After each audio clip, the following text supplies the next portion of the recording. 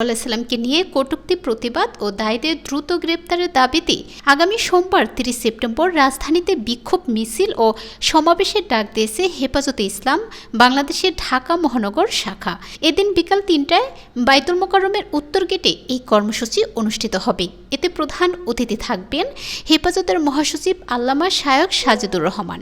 বৃহস্পতিবার ২৬ সেপ্টেম্বর এক বিবৃতিতে এই কর্মসূচি ঘোষণা করেন হেফাজতে ইসলাম বাংলাদেশ ঢাকা মহানগর সভাপতি মাওলানা জুনায়েদ আল হাবিব ও সেক্রেটারি মাওলানা মামুনুল হক।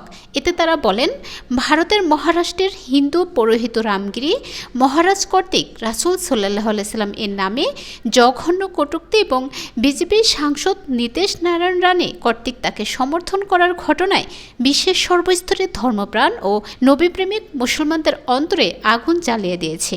এই কটূক্তির নিন্দা ও প্রতিবাদ জানানোর ভাষা আমরা খুঁজে পাচ্ছি না। আরও বলা হয়, গত আগস্ট মাসে সংঘটিত এই ঘটনায় মামলা হলেও এখনও পর্যন্ত রাজ্য সরকার কাউকে গ্রেপ্তার না করায় বিশ্ব মুসলিমদের অন্তরে ক্ষোভ আরও বহুগুণে বৃদ্ধি পেয়েছে, যার ফলে ভারতসহ বিশ্বের বিভিন্ন দেশের মুসলিম জনতা রাস্তায় নেমে আসতে বাধ্য হয়েছে।